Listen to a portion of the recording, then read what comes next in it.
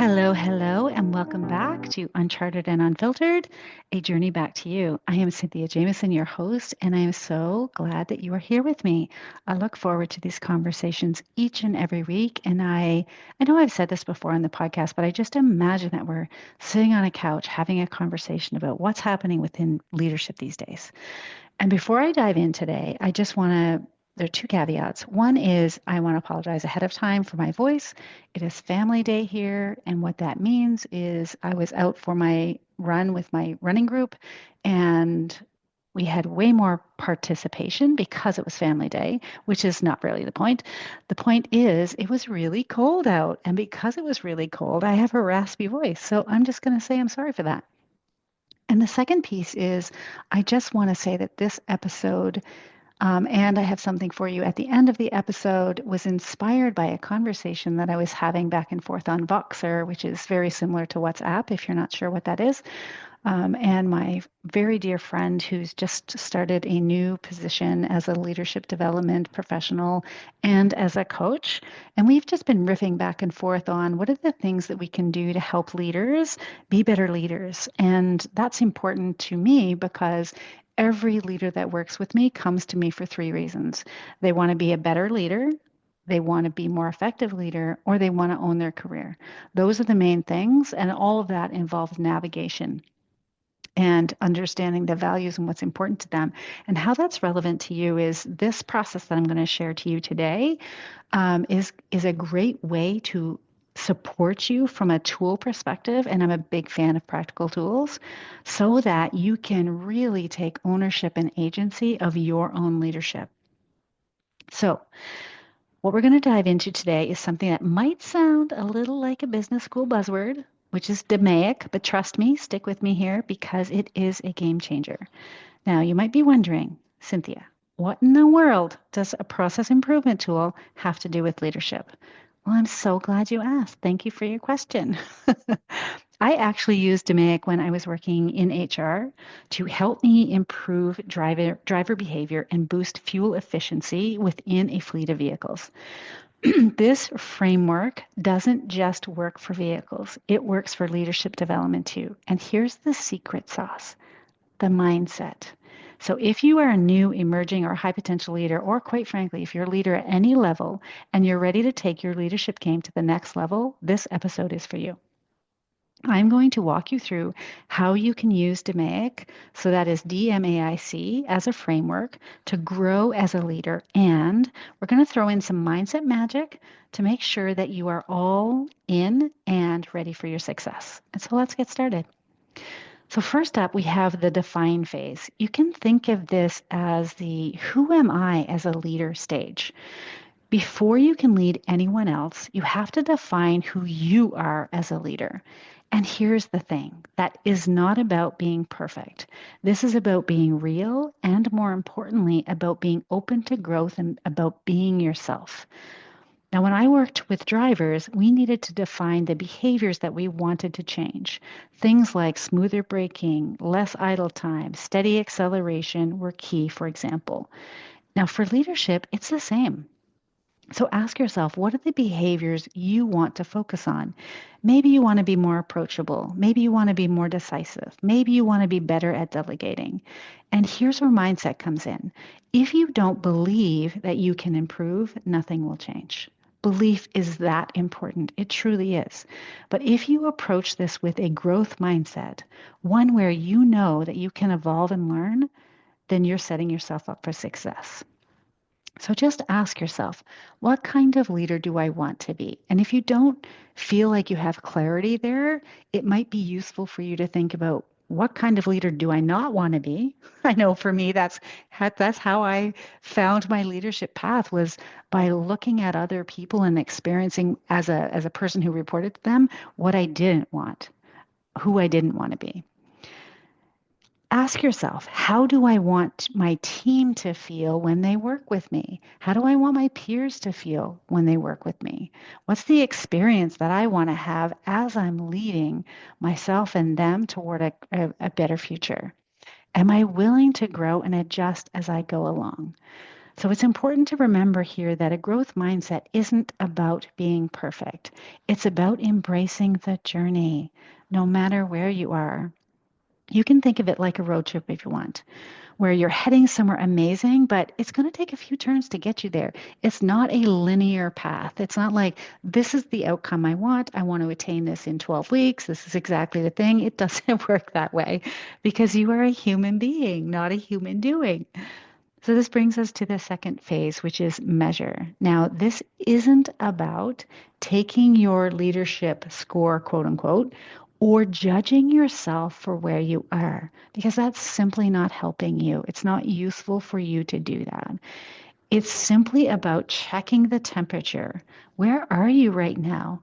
In the same way that I looked at how drivers were using fuel and driving habits, you need to measure your leadership behaviors and your own mindset. And trust me, this step is way more fun than it sounds. If you're serious about growing as a leader, getting feedback is like having your own personal GPS. Sure, it might not always tell you what you want to hear, but it will get you on the right path. And here's the fun part. Look at feedback as a gift. And no, I don't mean in a here's a sweater you didn't ask for way. I mean real feedback, whether it's from your team, whether it's from a mentor, whether it's your own self-reflection. It can tell you exactly what areas you can improve. And you can also think about if you're looking for specific feedback, what is the question that I can ask that can help me get feedback in that specific area? Now, I'm actually, little caveat here, I'm actually a really big fan, if it's possible, and you get to decide if it is for you or not, is to think about like a perfect example is whether you're giving clear instruction or whether you're being clear in your communication. Something that's an amazing tool here is to have someone that you trust in the audience. Maybe it's a peer, maybe it's a fellow coworker. I guess that's the same thing. Someone within that audience, maybe it's your HR professional or partner, where they can give you feedback on how you are presenting or how clear your communication is, etc. So let's dive in. Here's a couple of questions for you to think about. Like, what are the leadership behaviors that I could improve? Some examples that I hear a lot are around like, how well do I listen? So leaders come to me and they want to be better at engaging their team. And I ask them, so how well do you listen? And I invite them on a scale of 1 to 10. Tell me, like, if 10 being the best there is, how well do you listen? Are you truly listening or are you listening so that you can respond? Do I empower my team?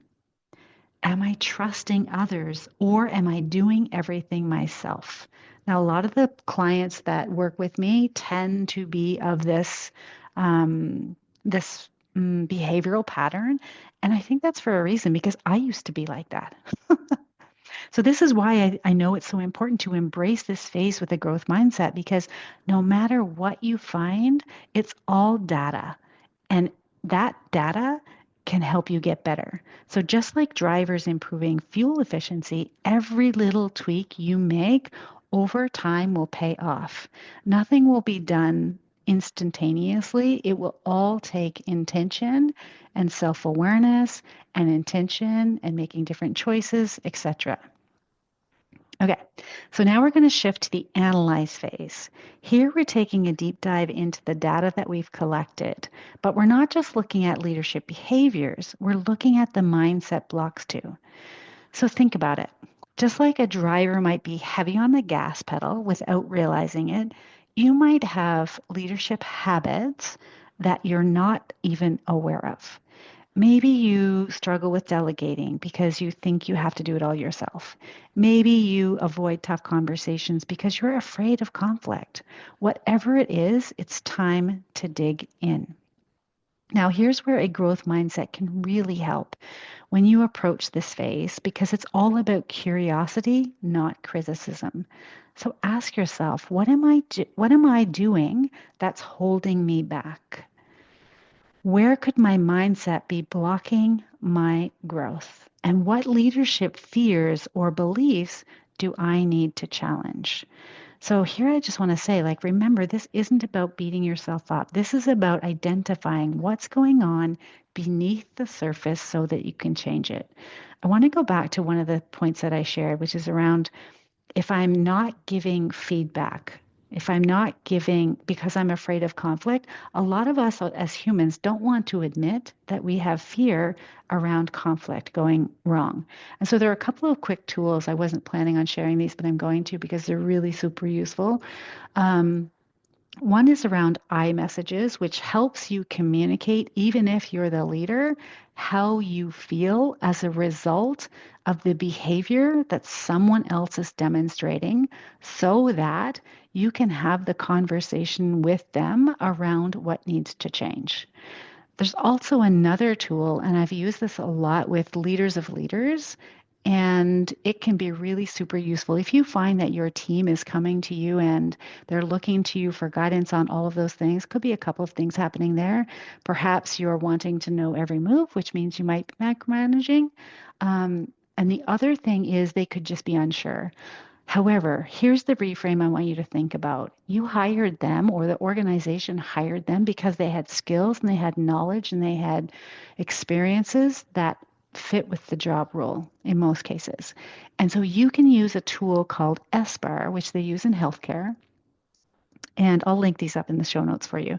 So the S is around situation, B is background, A is assessment, and R is recommendation. So that you can train them how to bring problems to you, where they're actually using their brains and their experiences and their thought processes to bring to you what is the situation they're experiencing, what is the background, what's their assessment of what's happening, and what is the recommendation that they recommend. That can enable you as a leader so much more effectively and enable them. So, anyways, just dropped an extra few tip tools for you. But let's get on to the improve phase. This is the fun part where you get to put all of your learnings into action. And it's time to make those changes. And with a growth mindset, I'm pretty sure that you will be excited to see what works. Think about small actionable changes that you can make. For example, maybe you've been holding on to everything and you need to delegate more. You can see a thread here, can't you? Start small. Choose one thing to delegate today. Maybe it's something that you were going to do yourself. It might feel uncomfortable at first, but remember, it's a practice. And with that growth mindset, you know that it will get easier the more you do it. You've heard this adage 100 times or maybe more. The muscles we don't use when we take them to the gym, it takes a little bit of time. And it'll get easier as you do it. And also celebrate your wins, even the small ones. I would say, especially the small ones. For example, if you had that tough conversation and it went better than you expected, I'm going to send you a high five because small steps make a big impact over time. So here's your challenge. Focus on one leadership behavior to work on. Make it small and measurable. Keep the mindset shift. Instead of thinking, I'm terrible at this, which I know that's what you're thinking, instead choose, I'm practicing being better at this every day. And again, celebrate those small wins, even if it's just a mental, yay me for getting through a hard conversation. If it's something that you haven't done, or maybe it's even a topic that you haven't had a hard conversation, or maybe it's a different or a new employee in your team, either way, you've done the thing. So celebrate that for yourself. All right, we've made it to the control phase. And in this phase, it's all about sustaining the growth that you have worked so hard for. So in the driver behavioral program, we didn't just let drivers coast, pun intended. We kept tracking fuel efficiency and making tweaks. For you as a leader, this is about keeping your leadership practices on track and continuing to improve. So here's the mindset secret. Sustaining growth takes consistency. This isn't about sprinting. It's about building habits. And the key is regular check-ins and keeping that growth mindset alive within yourself. So consider asking yourself, what will I do to keep myself accountable to my leadership growth. Like when I think about leadership, and this is the conversation I had with my friend, I think about leadership as like 51% my responsibility. When I think about growth, it's my responsibility, my growth. And my leader also has accountability as well, but I look at them as 51 and 49% because for me, what I want to do, where I want to learn, and where I want to grow, that is my responsibility. And I have to show up in service of that and become my own most valuable resource, which is why I'm doing this work. And so I can help you become your best resource. Another question you can ask yourself is, how will I keep my leadership practices fresh and on track? How will I remind myself that growth is an ongoing journey? Because when you're in it, it can seem like you should have all the answers, that you should know the right way, that you shouldn't have to ask someone else, but that just isn't true. And besides that, we can't solve new problems or even an old problem with the same level of thinking that created it.